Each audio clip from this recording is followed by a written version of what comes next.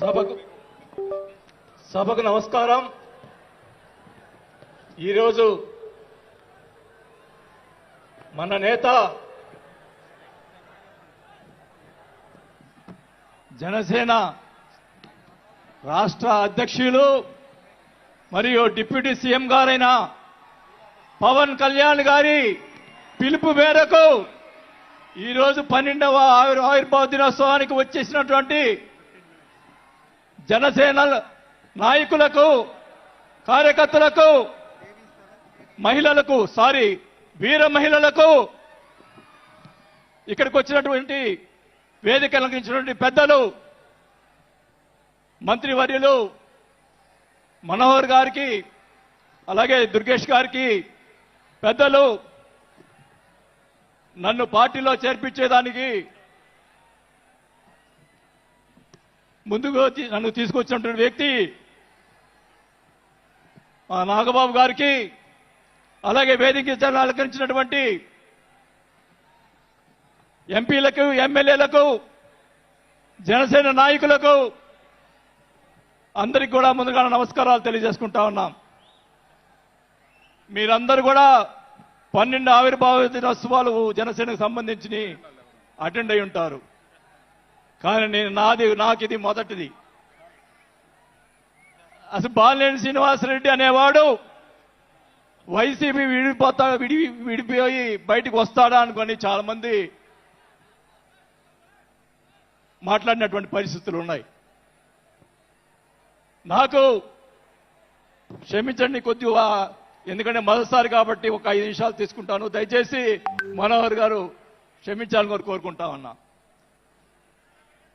మొదటగా నాకు రాజకీయ భిక్ష పెట్టింది రాజశేఖర రెడ్డి గారు. రాజశేఖర రెడ్డి గారు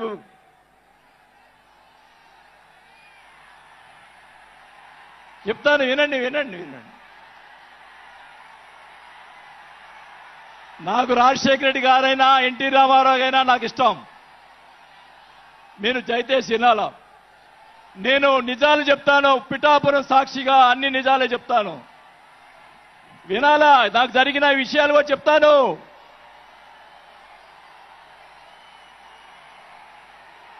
ఆ తర్వాత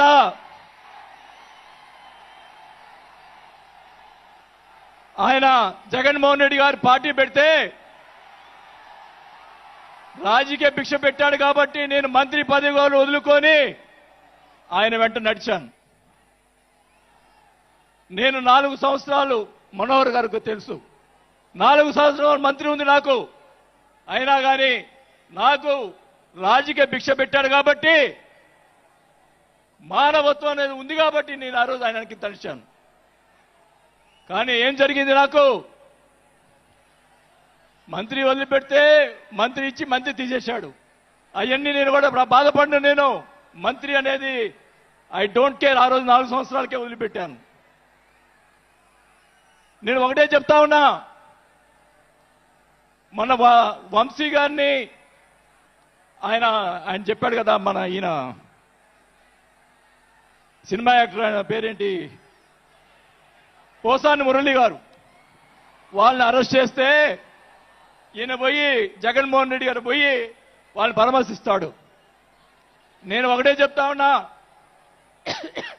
రఘురామకృష్ణరాజు గారిని నిన్ను ఏదో మాట్లాడితే ఆయన లోపల పెట్టించి, కుదగొట్టించి, కాలు చేతులు ఎర్రగొట్టించి లోపల పెట్టించావే.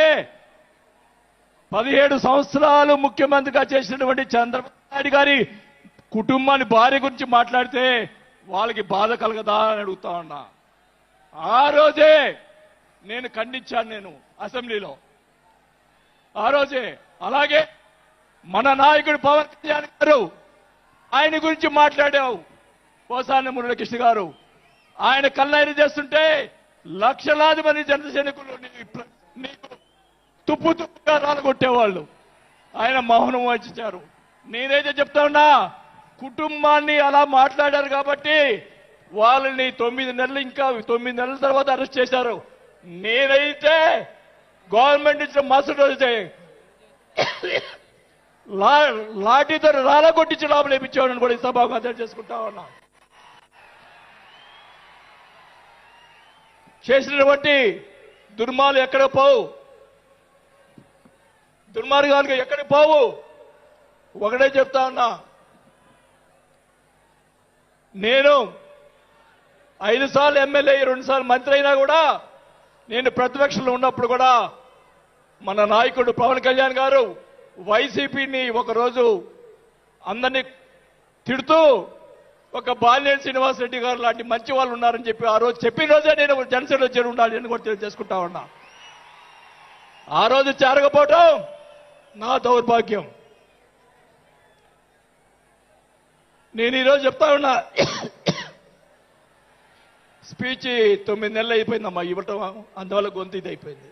దయచేసి నేను మీ పిఠాపురం సాక్షిగా నిజాలే చెప్తా ఉన్నా.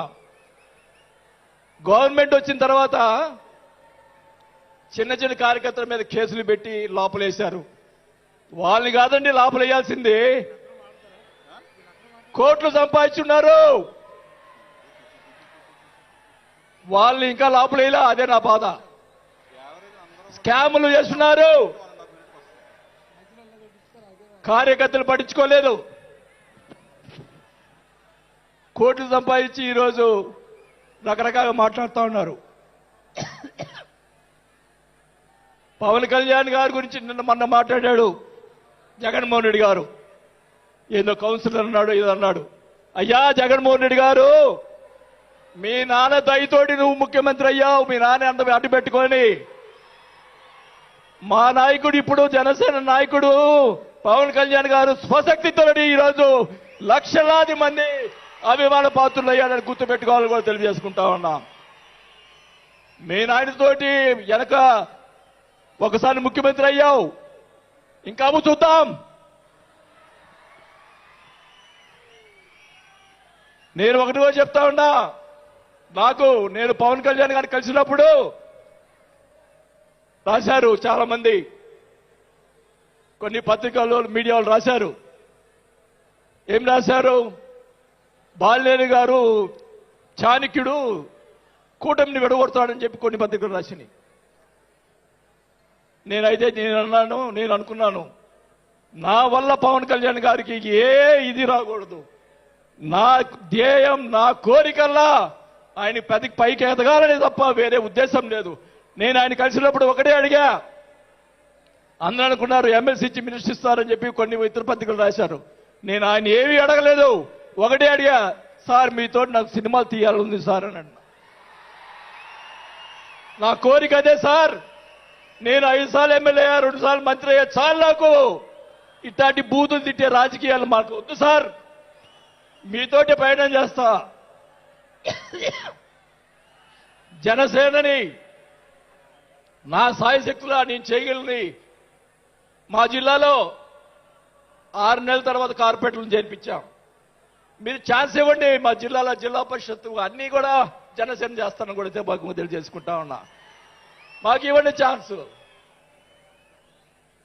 నన్ను ఆపద్దు. నాకు జరిగిన అన్యాయం మళ్ళా ఒకరోజు మీటింగ్లో చెప్తా. ఒకరోజు చెప్తే సరిపోదు, ఎందుకంటే టైం లేదు కాబట్టి. నాకు అన్యాయం జరిగిందని చెప్తా. జగన్మోహన్ రెడ్డి గారు చేసినటువంటి అన్యాయాలని చెప్తా, నాకు జరిగినటువంటి అన్యాయాలు.